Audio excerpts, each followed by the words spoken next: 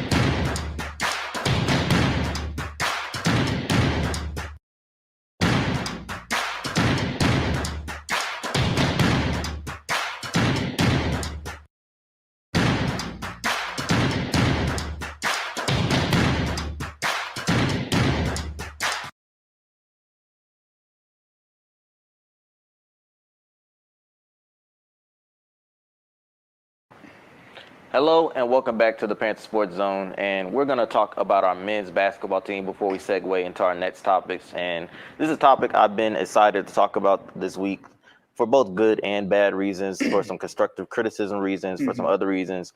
I decided to go get a haircut and everything for my boy Jay Kemp for this particular segment, so I'm definitely just ready to get in it. So before we even get into our most recent game and the headlines that we made, I want to double back to this current losing streak we're on. Yes. What have you seen during this losing streak? So this 4-game losing streak that we've been seeing has been against teams such as Southern, Grambling, UAPB, and just recently Mississippi Valley. And something that we've seen over the course of the year has been poor shooting. We've seen a lack of effort. We've seen things on the court that if we're to change or change a little bit sooner, we'd be seeing that a spot in the tournament would be more likely. Not saying we're not ruled out completely, but we do need to have a lot of things fall in our favor to be able to participate and get that 8th or possibly even 7th seed to be able to compete. But then again, we'd be playing number 1 and number 2, Grambling and Southern in there. But realistically, to kind of have something to chat on, what I've majorly have been seeing is the size difference between teams has been alarming. Oh yeah, and I mean it's just been kind of annoying for me, to say in the least. And I say that once again not to talk down on any of our teams, of course, but this is something that I have been wanting to talk to Coach about. Hopefully we can get him on an episode of Coach's Corner to kind of get more insight on what's going on with the team. But we have 3 six and above guys who are either redshirting or are hurt. I'm not necessarily sure. And to see us kind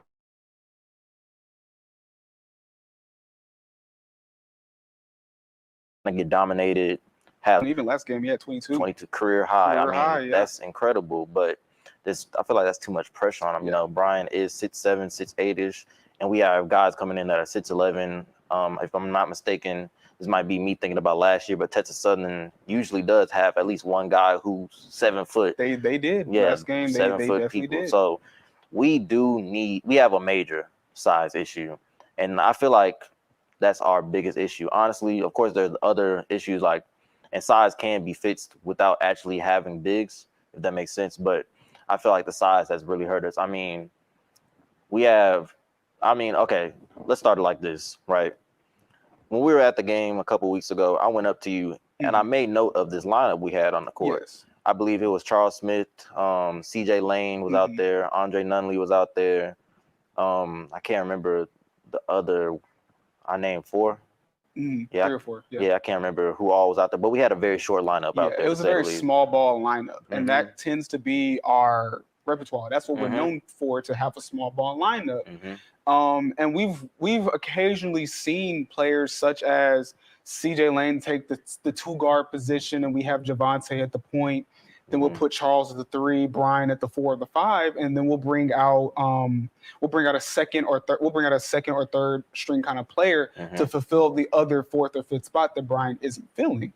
And we've been playing teams. The best example I can give you is Grambling. When we played Grambling, they immediately brought out 2 big men. So the power forward and the center, they were hovering around that 6'9" to 6'11" height range, which is something that even for us overall, you can see spewed down into the other positions.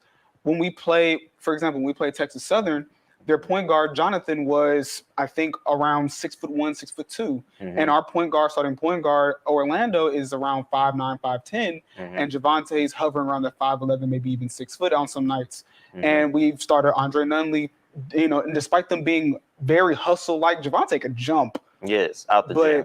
But, despite our hustle and our effort, we still are getting beat height-wise, because the old saying goes, you can't teach height. You can't. So... And that's just like I said, it's bothersome because I know we have these guys on the bench. And another underrated aspect of this entire thing is these teams, while they are playing these towering centers, I'm not gonna lie, some of them are stepping out beyond the 3-point line. I believe it was the Grambling game. They had one of their 4s, one that was starting and one off the bench. They were very comfortably shooting these 3s. Yeah. And if we're gonna play small ball, we're not the best shooting team. And usually when you play small ball, you have a good shooting team around you. So it's kind of making it a little bit more difficult for us Mm-hmm. to play that brand of basketball. But when you also have the other team who's playing height and also playing a game that resembles small ball with their forwards and centers stepping out comfortably shooting threes, they may be shooting sub 30%, but you still have to respect it and have to get out there. And they're knocking down a couple of them. Mm-hmm. It makes it hard. It makes it hard. We're already getting out rebounded. Their bigs are shooting threes. They're getting rebounds. And while, not to cut you off anyway, I definitely want to shift over a little bit to the effort. I mean, rebounding is effort. Brian Miles, like we said, 22 rebounds, 21 earlier this season, 18 rebounds earlier this season. I mean, that's an effort stat. Yeah. And that's something that can be taught. That's something that you work for. That's something that you really have to want. And while the Panthers do have a good rebounding team, I'll say, for the most part, it's the size that's kind of messing us up. Yeah. And then as we get deeper in the game, while the size continues to beat us up, even though we're trying to get these boards and we're getting like, you know, I don't want to say too down on ourselves, but just like we're not giving the right effort as the game goes on. Yeah, and we can see that effort in the playmaking as well. You know, we've been racking up numerous numbers of turnovers. We'll have games where we'll have up to maybe even 30 turnovers a game, which is a lack of effort playmaking wise. And despite even those games, to give the Panthers credit, they don't lose by more than 3 or 4 points in those kind of games. And when we see effort being displayed on the court from the Panthers, a lot of the time it is within our rebounding or how we play defense. Now this is controversial. I'm going to say maybe sometimes the refs don't really like to call calls for us. We've seen it. I completely agree. We're on the floor. So I've seen Javonte get smacked upside the head and they didn't call it. Ref said and kept going. But things that we can control effort wise, I feel as if things like turnovers need to be reduced, taking care of the ball more, but also in the fact that when we get the ball taken, or a turnover does happen, we're not quick on our feet to get back on defense and stop the play from happening again. But when we think of effort just all around, you do see a lack of it at times. The Panthers are known to have a tremendous effort on nights. I remember early in the season, I was mentioning how Prairie View, every sport we play, we give an enormous amount of effort.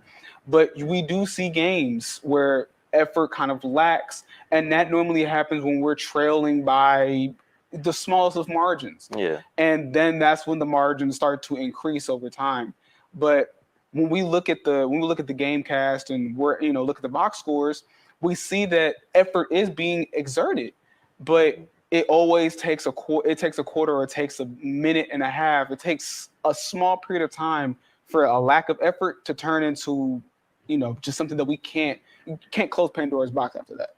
Yeah, and I feel like that also can lead to small chemistry issues. We've seen the team on nights visibly upset at each other, upset at coach, because one player will be giving more effort than the other, and the other player is going back complaining about what this other player is not doing or what he is doing. And it's just kind of messing up team chemistry a little bit, And it's I don't want to say it's like just very overbearingly evident, but to the naked eye, I feel like to an average fan, it is evident, this team right now, they're not playing as a team. Of course. And that's kind of leading to this downward spiral that we're going into. I mean, we start off the season winning these games, and the campus was very excited about our basketball team. I mean, they were beating schools that, if I'm not mistaken, the Western Kentucky game, Western Kentucky had like an 80% chance, 80% probability beating them, and they are winning these games where their odds are very stacked against them. So the campus is excited, and then we kind of go into this downward spiral. So that's also adding into some things like, oh man, you know how it is as an athlete. You go down, you hear people talking about you. You are the talk of campus, like they are even right now after this Mississippi Valley State game, where it's been amplified to a whole nother level with just the headlines we made on ESPN Sports Center, et cetera, et cetera. Yeah. So this is definitely an effort thing, and I feel like it's kind of pulling the team apart in a way, and I don't like that. But we both played the game of basketball. We do understand that we hold ourselves as athletes to a high standard, and I feel like that's what's happening. It's less of it does include the lack of effort that we see, or like how they've seen each other practice, they see each other play, they know what each other can do. It's less of being upset at them for not doing it, but it's more about them being upset at each other because they know what they can do.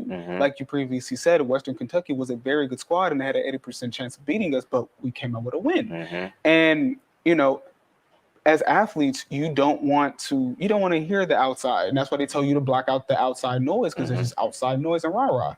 But when we come back to the team itself, I think it's more of they know what they can do, they've seen what they can do, and that's just something that they try to hold themselves to. And we've seen it on the court all the time. There's multiple plays, me being on the court recording the games, there's multiple times where I catch a good image of them, dapping each other up, getting hyped because of a Charles Smith and one bucket, or a Brian Miles putback, or a Javante posterizer, something crazy of that nature. So I think even though chemistry may be in question to the naked eye, like you said, for a lot of people, I think that would try to think deeper, it's just they know what people can do. And then on top of that, something else I want to add about chemistry and the effort amongst the teams is that a lot of people are transfer students. And with that being said, it is different coming from one organization to another and to another and to another. I know Javante played for Tarleton before here. Even for the women's, Ryan Payne played for TCU, LSU before she got here. But for the men's, a lot of these players are transfers, and it might be their first or second time being with the Panthers. Brian Miles being a junior, he's been with the Panthers since his freshman season. And Orlando being another freshman that has been here since since he got here. I think they're still trying to iron out the crinkles and the wrinkles of them being together for the first time for a first season. But I think it's something that with just time, with time and just practice and experience with each other, that's going to kind of bring them back together, if that makes sense. And some people, this might be their last year. Some people, their second to last year.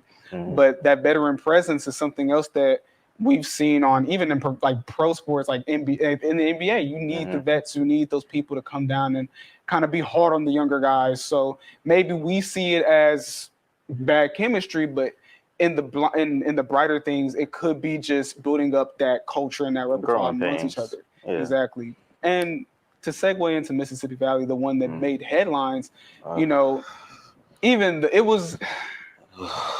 just one of those games that we don't want to see happen.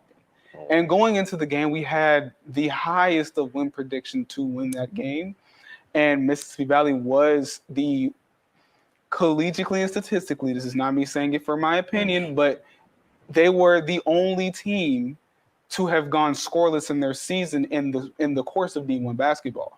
And that's through every conference, that's through every single division. They haven't won a game until they played us.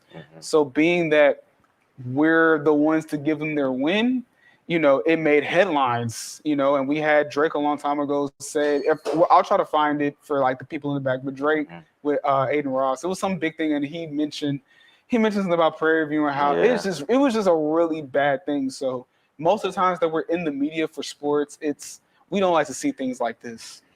Yeah, man, it's just tough. I'm gonna say that.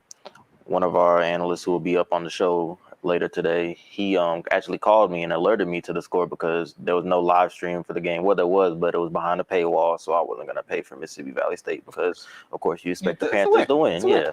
So he called me and updated me about the score. And last time I saw it, the Panthers were down 7, so I was like, okay, they're probably gonna make a comeback. But then I got that call, and there was about 4 minutes left in the game, and the Panthers were trailing. And man, I was just like a shotgun to the chest. And in the most craziest terms I could put it in, because that's how I feel. Honestly, I'm a very big Panthers fan. So just to see them drop that game to Mississippi Valley State, and then to see those videos, TikToks, Sports Center, Instagram posts that the viewer might have saw at the top of the show when we before we came back on. They stormed the court for us. Yes. And Did you see the commentators? Yeah, man. The announcers, the commentators.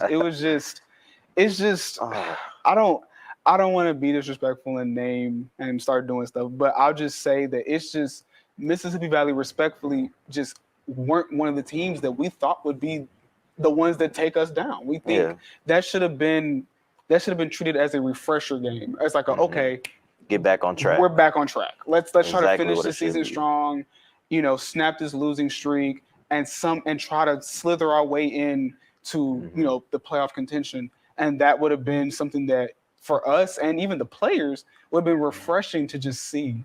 And it's just really the magnitude of this loss. I mean, this is one of those losses where you go, okay, something has to change. Yes. Something absolutely has to change. And I don't know if that's within coaching staff. I don't know if that's within playing time, minutes, if the roster needs a retooling next season. It's just, these are one of those losses where you're like, okay, something really has to give. I mean, we snapped Mississippi Valley State's 29-game losing streak. And just to be on that bad side of history, it leaves a bad taste in my mouth because this is a team, like, once again, no disrespect to Mississippi Valley State, but they're not necessarily, no, let's be honest, they're not in our league. I mean, and the way we went out, it's just, if you really look into the details of this game, it's kind of just gets worse and worse as you read and look into about it. I mean, we could talk about the social media posts. We could talk about the effects that it'll have on the basketball program's mentality, but I mean, they lost to essentially 4 players. 4 players scored. It was only just 4 players scored. So, like, that's unheard of. They basically lost a 4-on-5. Not even really. About a 4-on-11, 4-on-12. 4-on-12. Like, the whole roster, yes. So that's one of those losses where you're like, okay, maybe this has to give. Maybe this player needs something to change. I feel like everybody on the team really needs to look inwards because if they want to make this tournament, it's going to be tough. I mean, they just put themselves in a crazy hole. As soon as they lost the game, I'm up at around 11 at night trying to do the math on how they can make it. They really have to hope. Alabama A&M, I believe they go on a 3-game losing streak, was pretty unlikely. Alabama State needs to lose about 2 games. It's just like they put themselves in a hole. And I'm not going to try to sound too down, but I said at the top of the season, I feel like there's a team that could surprise people in the tournament that was going to make the tournament, but now I don't see them making the tournament. Yeah, and you mentioned changes that need to be made within every facet of the team. What are some things that you feel and I'm going to say my little piece, but what are some things that you feel need to change, if that makes sense? First and foremost, this is not necessarily on the coaches itself, but I feel like the offense needs a little bit of retooling. We talked about the small ball aspect of it, and our defense is very good on specific nights. I mean, just even against Mississippi Valley State, we held them to below their shooting average, was already insanely low. I believe it was around a 38%, but we held them even lower to about 33, 32% shooting. So we were playing in stellar defense, honestly, but the offensive ball, and that's the offensive side of the ball. And I feel like that also comes in with effort on the offensive end. I mean, when things aren't clicking on the offensive end, we've seen it. We talked about it. They get down, upset, like, okay, why are you taking that shot? Okay, he's taking too many shots. Okay, we don't want you to take that many shots. It's like an argument in that way. And I feel like the offense just needs a complete retooling. I mean, the small ball that we're kind of going for, while we are going to have to keep playing it because, of course, we don't have any other option, I feel like we need to look at it in a different way. I mean, we're not taking threes. Teams are slacking off us because they know our guards aren't going to take threes. Teams are kind of packing the paint against us because they know that's what we're going to go to. I mean, like you mentioned, Javante is getting hammered on the offensive end because they know he's a driver. And if the refs are going to play or they're going to officiate the game very leniently, then they're going to take that. The other team's going to use that as an advantage. So I just think the offense needs a retooling. Yeah, and that was one of my points, actually, was offensive retooling. And you mentioned Javante Hopkins. If I'm not mistaken, there was a game recently where Javante, and me being a freshman, I haven't watched a lot of in-game Prairie View games, but that was my first time seeing Javante Hopkins shoot threes more than he usually does, and he converted on a lot of those attempts. I vividly remember one of them being a buzzer beater, and that is little things and it goes back to what I was saying. We know that these players can do it. I think it needs to be drawn up to allow that kind of thing. Even with your team, the Rockets, in 2020, if I'm not mistaken, they played in the Western Conference Finals against the Warriors. They run a very good small ball team. That small ball team was able to stretch the floor. They had House, PJ Tucker, Chris Paul, James Harden, all these people that could stretch the floor and shoot. But that's the important thing. They had offensive schemes that allowed for people to shoot the ball. And now, coming back to Prairie View, people understand that when they play us, they're going to back off. We need to use that as an advantage. That already mentally people are expecting people like Javante Hopkins to take that drive over a wide open three. And I feel like if players were to work on certain parts of their game and allow themselves to expand the floor and stretch it, I feel like a lot of the game will come more natural to people. We're in an era where three and D is important, but also the ability to stretch the floor, because then that allows for inside points. And Brian Miles is one player that's very, very efficient converting on the elbows, along with Charles Smith. They're two players that are exceedingly well as converting at the elbows on a nightly basis. And I feel as if with that adjustment, we'll be able to run more post offense games. We'll be able to stretch out the floor, because when we play, like we just mentioned, Grambling was able to stretch the floor out with their 4s and 5s. We had a lot more stretch 4s, stretch 5s, and their offense was more centered out. Even though their point guard was able to still offensively convert on the 3 or on the arc, they were still able to get that inside bucket and catch people off guard. And another thing is our defense as well. Our defense is very hard-nosed, and it's not really a big point that we need to change, but we need to be able to switch it up more and analyze consistencies amongst players. When we played, for example, Texas, I always go back to Texas Southern.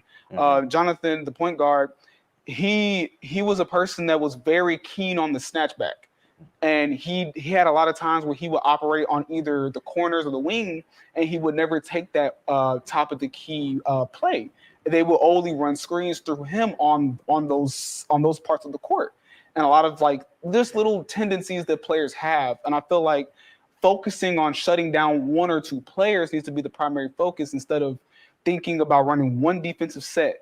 And I think, and we both know that's deeper than just what we see. It could be a coaching reason why they run what they run, which is perfectly fine. They're in that position because of their resume and their repertoire. We get that. So on the outside looking in, I'm just saying, understanding that we need to shut down maybe 1 or 2 offensive players before we shut down the whole team. It really starts from that one player and maximizing on our defensive efforts overall. Yeah, and the defensive side of the ball is always going to be tricky, especially with, we keep going back to this, but especially with the size that we have. I do like some of the things they do, some of the ways we utilize that size when it comes to full court pressing for a majority of the game, speeding up the other teams. But when we get into those half court sets and they finally get out of the press, that's really not helping our situation because, like you said, Grambling, just spaced us completely out. They have a big man run. Well, I don't even know if he's technically classified. He looks like a big man out there. 6'9". Yeah, he looks like a big man out there, coming off a down screen, catching and shooting the top of the. Yeah, that's crazy work. And it's normally, and something that I'm gonna mention about that game, it's the guards setting those down screens. Yep. And we're seeing offensive schemes like that being played, and that's the reason why Southern. I'm gonna get to this. Grambling. The reason why Grambling and Southern are at the top is because they press. They run these offensive schemes that get everybody open. It's not necessarily, Brian Miles, stay down here for the rest of the game, operate there. Try to stretch out to the right corner or the left corner, come up to the wing, maybe operate a little bit. Charles Smith does that a lot on both wings. He's very keen on operating, getting to his spot, and that's beautiful. But what if we were able to draw in the defense, look for a kick out off of an off-ball screen by Brian Miles to the corner by Orlando or something? Just little things like that we could probably implement. And like you were saying about the press, Southern ran the press for both girls and boys. They ran the press, and they ran that press all night. No matter if you were tired, no matter if they were down, that press sped up the Panthers. And granted, the losses weren't huge, but they were still speeding up the Panthers and causing turnovers. So I feel like we should implement the press throughout the full game and make sure that we speed these teams up, and make sure that we're able to still get back into that half-court defense set, but also make sure that defensively we're making them push the ball up the court and make those dumb passes or those ill-advised plays. So things like forcing offenses to speed their game up with the press and making more off-ball and more off the ball plays is something that I feel like would be beneficial for the Panthers and would give not only more time and more touches for the players like Brian Miles and Charles, Javante, and now Orlando, who will be with the program a lot longer, it would open up the floor for shooters like we have Nick, who's on the bench. He comes out, he can shoot the ball more. CJ Lane can come out and shoot the ball more. Andre Nunley could be the playmaker for us more. So we just need to incorporate more of a team game instead of having players take the ball from the wing and kind of, I'm really glad you did mention that, because there's something I have noticed with Coach Smith over the years, and this is not a knock on him in any way, is he has specific sets that he wants to run for players. When Nick comes in, he's usually coming off that screen on the baseline and catching at the wing and for opportunity to shoot that mid-range or three-point jump shot. Same for CJ Lane and Charles Smith. They're usually coming off 2 double down screens to kind of get the ball on the run, maybe a mid-range jumper, get the ball for a wide open 3 if they utilize the screen in the correct way. And I feel like we can add those plays to other players just to give it a little bit of a different look. Like maybe have Javonte run out there, because if those screens are set in the right ways, the same way they get CJ Lane, Charles Smith, and Nick open, they can also give Javonte a driving lane. And we know once Javonte gets to that driving lane, when it's Air Javonte, it's Air Javonte. You might have to brand that one. I'm gonna have to brand that one. If it's Air Javonte, it's Air Javonte. But yeah, it's just other ways to get players involved. And with the opportunity to space the court that hopefully they do implement, maybe not this season, maybe in the future, it'll get players like Brian Miles open. I've noticed this year, Brian, they used to have a play last year that they used to like to run for him, where he would get the ball in the mid-post area. And they've tried to run it this year, but Brian has seen a lot of more double teams. But of course, they know he's one of our better players this year. But there's also a lack of shooters on the court. So they can, of course, send these double teams from across the court. And Brian will find these guys open, but they're not going to take that jump shot. So it's just rough. And to kind of close out this segment, the Mississippi Valley State game, I mean, while it was disappointing, for not only us, I know it was very disappointing for the coaching staff, for the players. It's just something that it will get us down. Of course, seeing yourself trend on SportsCenter and ESPN for the wrong reasons will get you down. But I do want to say, while I did say I don't think they'll make the tournament this season due to these circumstances, finish the season strong. Yes. Continue the effort. Continue to give maximum effort. Maybe this will be building blocks for next season, because although we do have a good amount of seniors, we do have graduate positions now, graduates where you can come back for a 5th year. So this team might be able to run it back again in some couple ways. So I do want them to finish the season strong, go into the off season a little bit with the mindset of, hey, we're going to do this. We're going to get better. We're going to grind, and we're going to make up for the next year. Even though I might not be here, you'll still be here. I'll still be here. Yeah, so I'll definitely be checking in with you. But we're going to take one more short break. We're going to be talking about our softball team after this and our baseball team. Stay tuned after the commercial break. We're going to have a special look at the 2024 Cactus Jack Classic, where the Panthers baseball team was able to secure the big-time win. Stay tuned.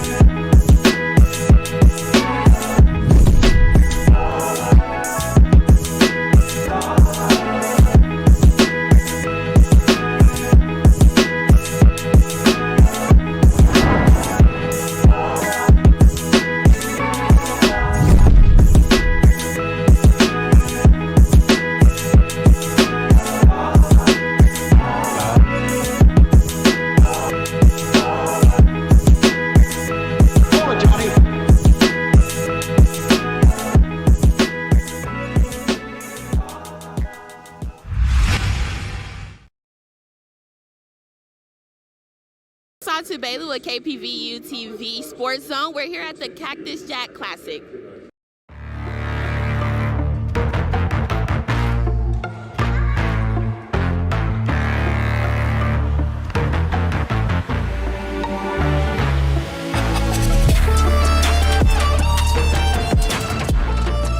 So we're back winning 10-5 against Grambling. The Panthers on the basics, took over the bases, and we made it for the win. PV Nation, this is day 2 of the Cactus Jack Classic. Today we is going against TSU. And yesterday's game we played against Grambling State 10-5. And so we expecting to win tonight. Go Panthers. My name is Joshua Fonseneau, and this is Mason High School. And what is your position? I'm a catcher. Okay, so what is your expectations going on to this game? We've been preparing for a while, so hopefully we just trust our coaching and do what we're told to do. All right, you heard the man. Hey. We're here with Trenton Bush, Tristan. So what is your position? third base. Okay, what is something that you're looking forward to doing, or predicted score, anything that you have for like a self goal or anything? My self goal is just have a consistent, at bats. Try to produce every single time. No strikeouts. Just try to help the team and pass it back to the next guy. Okay. So, what is something that you would like for your teammates to know, some encouragement, or anybody that's been doing a great job this week that you would like to give recognition to? I just think we work so hard during the week. Our program, what we do, we wake up early in the morning, 6:15, practice all day, and do a lot of stuff. I think the practice and just trust what we do on the field for practice and just bring it out to the game and just go with the flow and go get it. Okay. Thank you so much. We'll see you later and have a good game, okay? Thank you. All right.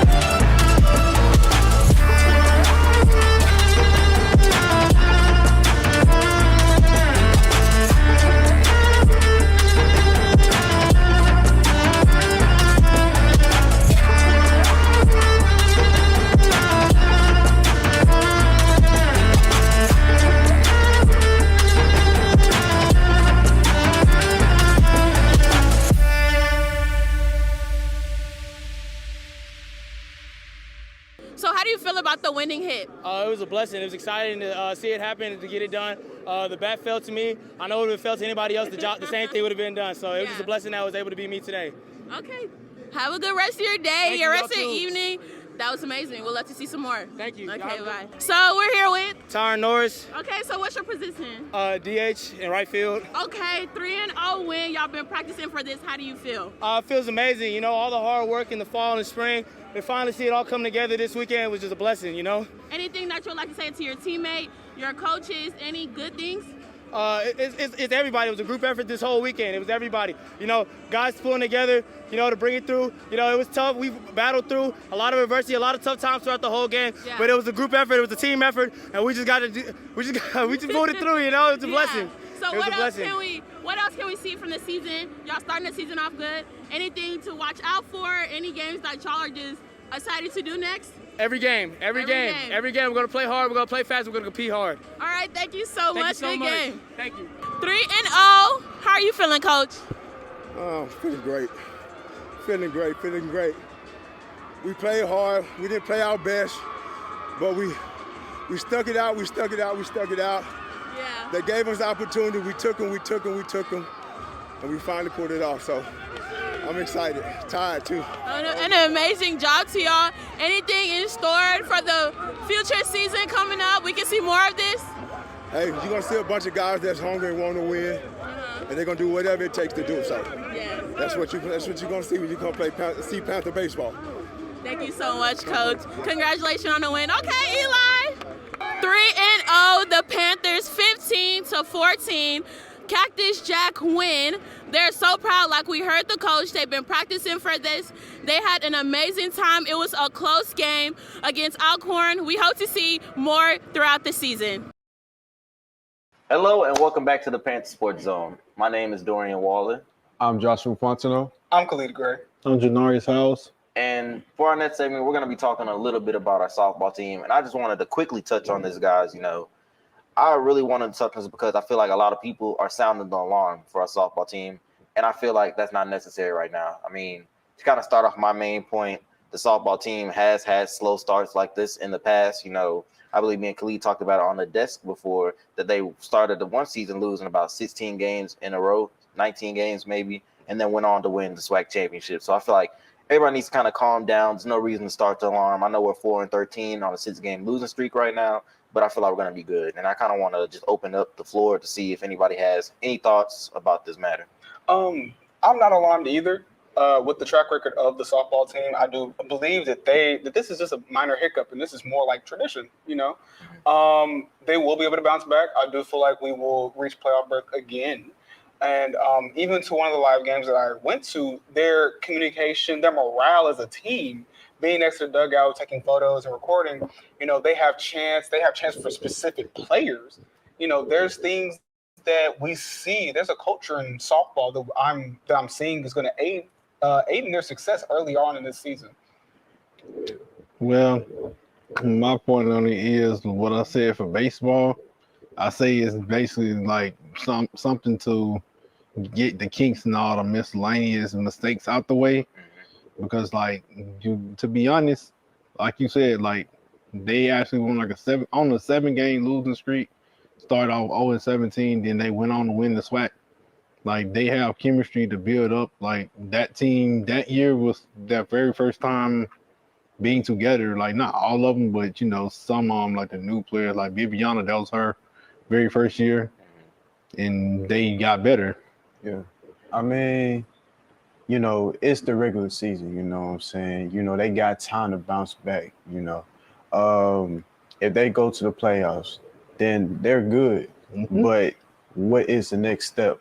Because playoff, that's like a whole nother competition that is way more crazy than regular season. Mm-hmm. And so they just gotta lock in and see the mistake, because you know it's a mental game. You can't just look back like, oh, okay, we down 4 and how many losses? 4-13. 4-13. No, you gotta look at it like, how can we improve so then we can wrap up these wins so we can make it to the playoffs and then end up going to the finals. And so, you know, it's no either way. Oh, yeah, for sure. I feel like it's more of what Janarius was saying with the fact that they're just trying to iron out the wrinkles and kind of get prepared for that postseason run like they did last season. Yeah. And like we were saying, it's 4-13. This is something that, like I said, was traditional.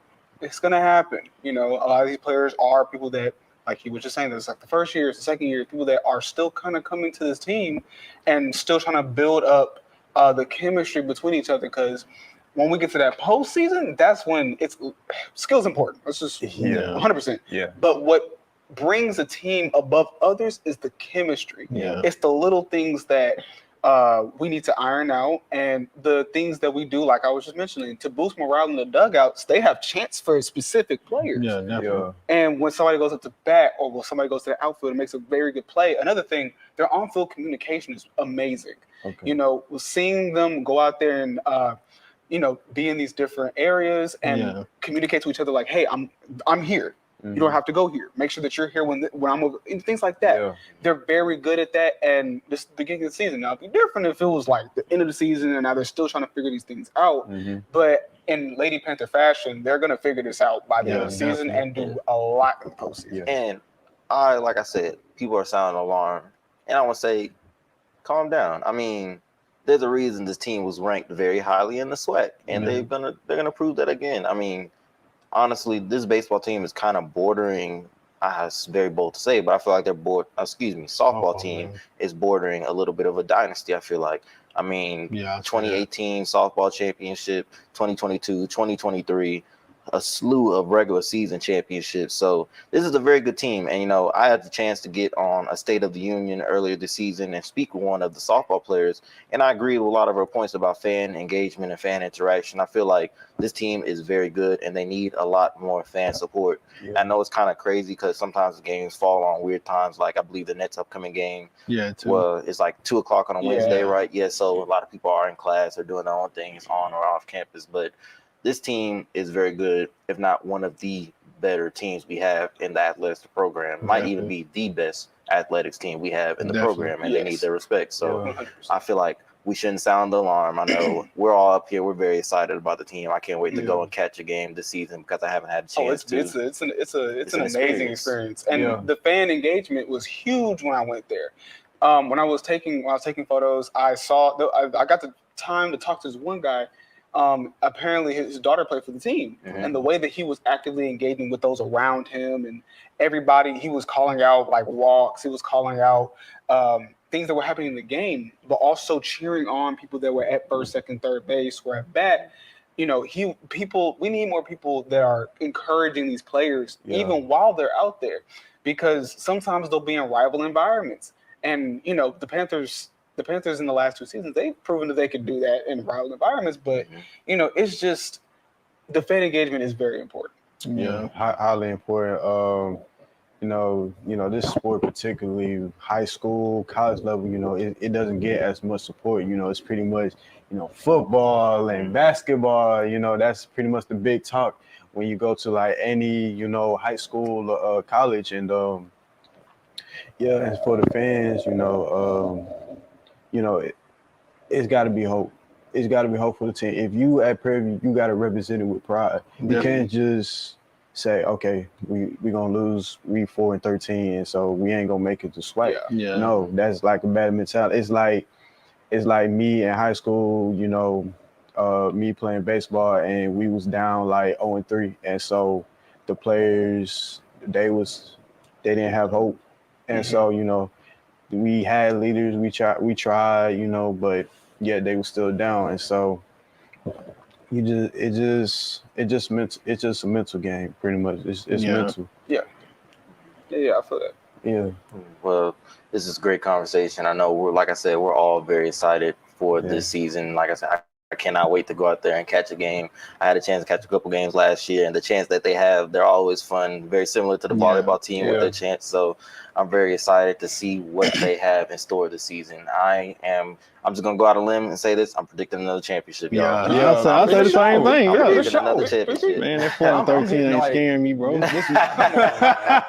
Come on. Well, we're going to take one more short break. When we come back, my boy Janarius and Josh will be up here with Josh Howard closing out the show with baseball. Stay tuned after this short commercial break.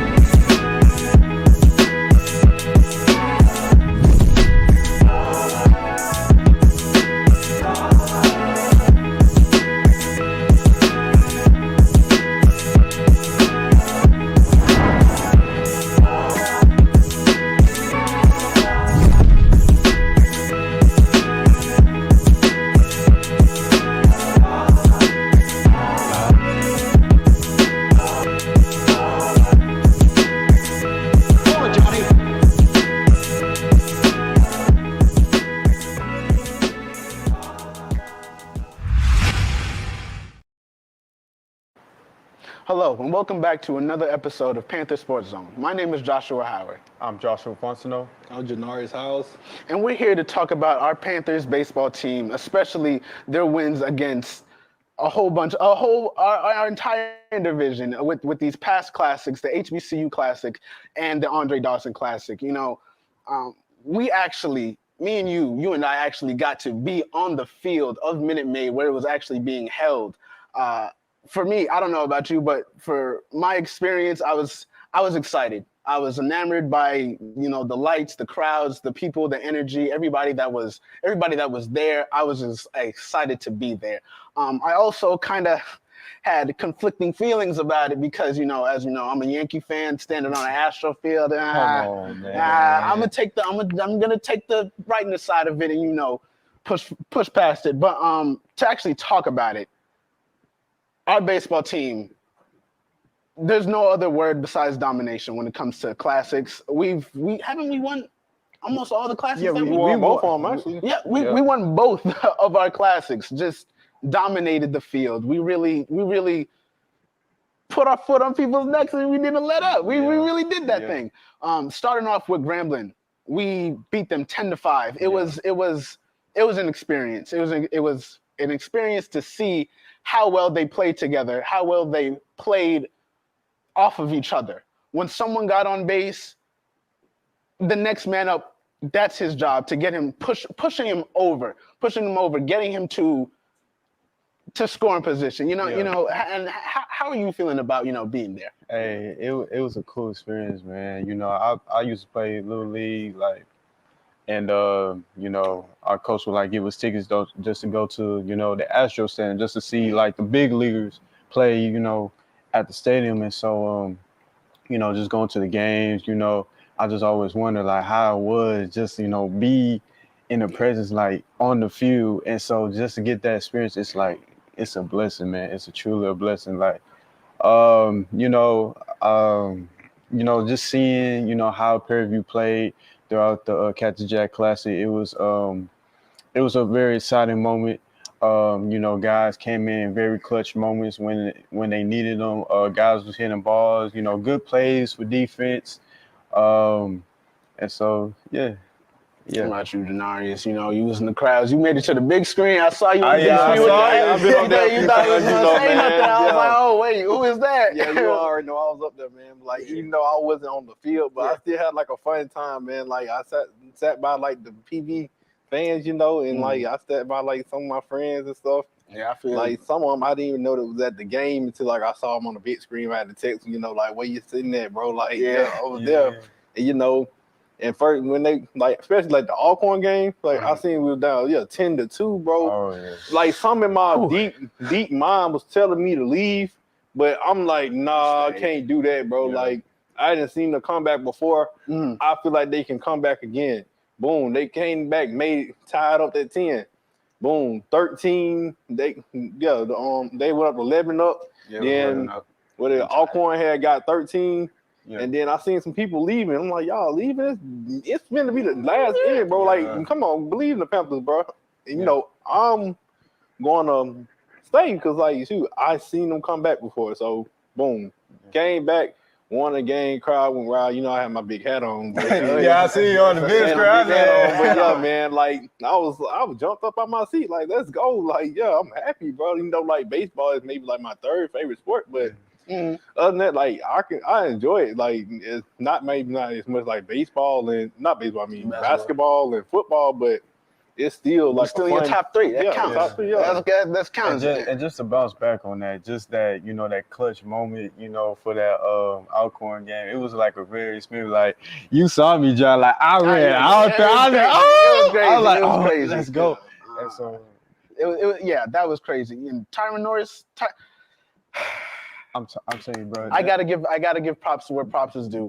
Tyron Norris, that is a baseball player. That is a person that every time he steps on the field, he has one job, and that's to produce. He goes out there anytime he needs to hit, he hits. Anytime he needs to bunt, he bunts. Anytime he needs to get on base, he is there. That is one reliable person that I've known from past, and seeing him, come from another school to PV, seeing his path really, okay, you're here now. Okay, right. You're doing big things. This isn't high school. You're with adults. Yeah. You're hitting 90.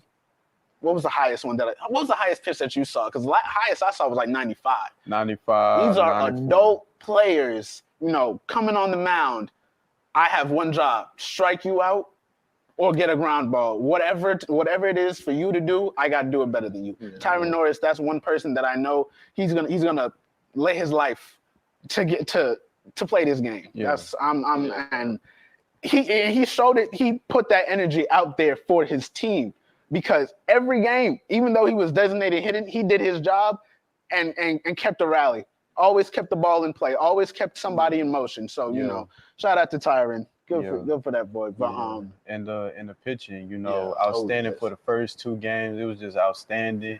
You know, pitching is like, you know, a very important, you know, job when it comes to baseball. You know, you got to shut batters out so they won't score. And so, you know, a pitching game, you know, is really, you know, a important aspect when it comes to baseball. But Alcorn, oof. Y'all want to talk about it real quick? Y'all want to talk about it real quick? Yeah. Weren't they 0-3 this whole series? The whole thing? Alcorn? Yeah, Alcorn. Yeah, pretty much, yeah. So I really wasn't in the beginning. I wasn't worried. So I'm like, oh, PV got it in the bag. He wasn't PV worried. has it in the bag, right? And then the game started to play, and then runs started to score, and I'm like, oh, snap, we down. Might have kind of got trigger happy. And a little bit. Yeah, kind of got trigger happy, and, you know, maybe felt like, oh, they ain't all that. So, like, you don't think we took them serious? Yeah, they don't think. At first, they might didn't take them serious. Then maybe coach had a speech with them like, y'all gotta get y'all heads up, bro. Like, what y'all doing? Yeah, there's always that speech where you're losing to a team where you know you shouldn't lose to. Yeah, definitely. And the coaches turn around looking at the players like, we better not lose this game. Yeah. So I guess that's another enhancement for the players to actually, you know, produce. Besides that, that was the only game I was there for and worried about. Yeah, definitely. But Grambling, they shut down Southern 5-3. They really put it to them. Yeah. They came out with the intention to win. They came out with the intention to play, not to play, to beat anybody that was there. Anybody that wanted to play against PV, let them know we're winning. Yeah. Regardless, we're gonna win. Mm-hmm. They had the energy. They stolen bases, a lot of those. Deep fly balls and taking off, going home, making plays, making sure that they capitalized on every situation. There was a play where, okay, I don't know if you know Janarius, but you know a force play. You talking your force out? Yeah, force out. Boom, a force out. There was a force out there. There was force out at third. There was a nice bunt laid. I forgot the man's name. I'm so sorry. There was a force out at third. There was a bunt. And the awareness that the third baseman had wasn't enough. He decided to push up on the bunt instead of staying back where he was at third. So that runner at third doesn't go home. But that's not what happened. And we capitalized on that. And I was so happy when I saw that. I was like, that's baseball. Yeah. That's baseball. That's him not paying attention. Okay, I'm gonna take that. And that was the 5th run. Yeah, that was the 5th run. I'm happy for PV playing their sport, playing this sport. I mean, What were y'all seeing? Because I was locked in on the game. I was recorded too. I was getting a whole bunch of footage inside. You know, the Minute Maid Park. We went to the Diamond Club. We went everywhere. It was a great experience. But that was my viewpoint. Y'all got any viewpoints from the experience from the HBCU Classic? I wouldn't really say like, too many viewpoints, you feel me? But like, I do want to like shout out like 2 pitchers for sure. Oh yeah. Eli Breeden and Ty Hobbs. Yeah, them 2. I actually like how they play, especially against Grambling. They stood their ground and did. Yes. So Ty reliever. And I just want to say, you know, the button was like outstanding, you know what I'm saying? Like, dude, out of my experience, you know, I was all that great at button, but like, you know, seeing them like executing situations that needed to be done, it was just amazing to see. And the game against Alcorn, we kind of we was kind of laid back. We made a whole lot of mistakes defensively, and you know, that's all that matters. You know, baseball is a mental game. You know, 100%. They gonna bounce back and capitalize. Yeah, exactly. And so, just seeing PV, you know, mentally wise, being strong, even though they made the mistakes, even though they behind and score, you know, it's just really inspiring to see. You know, for guys who doesn't understand baseball or do understand baseball, just to see just how great this sport really is and how how, you know, how fun it is to play. how fun it is How to fun play. it Yeah, is to there you play. go. I played baseball.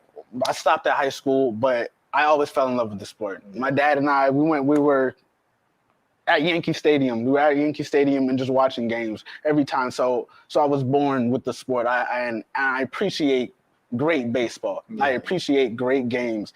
And what PV did for both classics, to be honest, for the HBCU and Andre Dawson Classic, that's baseball. Yeah. That team wasn't scared to. Oh, let's speak on the classic too. Oh, speaking of Andre, I'm gonna get to that.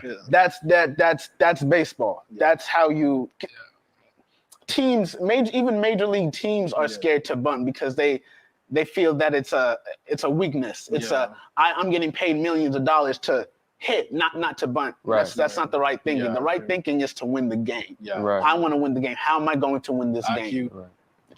IQ, that's the only thing that matters. If that guy on second needs to be on third and we got 2 outs, I'm trying every possible thing. I'm doing everything that I can to do my best to get him over there, to do my job. That's what baseball is. Everybody has their individual job. You do your job, and it's a circuit. Everybody works together, and that's one thing I love about Never baseball. know. Sometimes you bunt, you might end up on base yourself, and Now you start a rally. Now you're starting to, especially if Get it's more. 2 outs. Yeah, now you're starting a I problem. know back in my high school days, I know in 10th grade, that was the only year I played baseball. There was times like I hit it, you go like 5 feet, boom, boom, because like I used to have speed. My speed used to kill, like they say, speed kills. Yeah, speed I used to kills. use my speed. That's as another my thing you best. got. You know, I used my speed to get the base. It was like a few times, I know like 2-3 times for sure. They get the ball, maybe overthrow the first baseman. I end up at second for some reason. yeah, but that intensity, that situation that they were put in. Okay, there's too many. It's too much thought process going on that's happening. If you're not really knowing about it, you're gonna mess up. If I know, hey, I got to get him at first, but is that guy on second gonna go to third? I don't know. Okay, I overthrew with the first. Now that guy on first is on third. Now it's a rally. Now we're starting things. Yeah. But moving on to the Andre Dawson Classic, another 3-game W. There's nothing more to say for Panther baseball except great job. This is what I expected. This is what I expect from PV. This is what I expect from our baseball team. And people are going to bring up, the loss against U of H. Like, what? I don't want to bring that up. There's no point. But would you want to say something about it? Because what my feelings on it is it shouldn't even be going against our record. Those schools shouldn't even be going against our record. I just look at those games basically like an NFL preseason or something, how they play the games. They play those games to get all the miscellaneous stuff and all the kinks and stuff out of the way and all the mess ups. And then when they play the games that matters the most, then boom, they know what to do. They know like, oh, maybe we swing too early, or we get trigger happy with swings, not watching the ball very well, or maybe on defense when pitching, giving too many walks and not throwing enough hittable balls or whatever. So the batters won't take you serious. Or in outfield, you're not tracking the ball very well. You're dropping them sometimes or whatever. Then boom, when they get into the SWAT games, they know what to do and they know what to fix. Yeah. Baseball is pretty much, it's just trial and error. Every game, you just got to think back and see like, okay, what do I need to work on? Yeah. Every time, every game. Because, in the class, who they played in the class? They played NCAT, they played FAMU, and they played Bama State. My cousin goes to North Carolina. Alabama State. One of my cousins goes to North Carolina. So you're seeing this. So that's pretty much like a learning lesson as to where they at or where they stand against, the big five. Those are like big schools, big D1s. But it's good for Prairie View just to get the opportunity to where they stand, and so they can elevate and learn just how to take it all. Really, like I said, just trial and error. So PV just need to do what they got to do, you know, because you know, we coming. We coming. Like Deion said, we coming. We're gonna We be coming. here. We're gonna be here. But you know, we're gonna have to wrap up this episode of Panther Sports Zone. My name is Joshua Howard. My name is Joshua Fontenot. My name is Janarius House. And thank you for watching.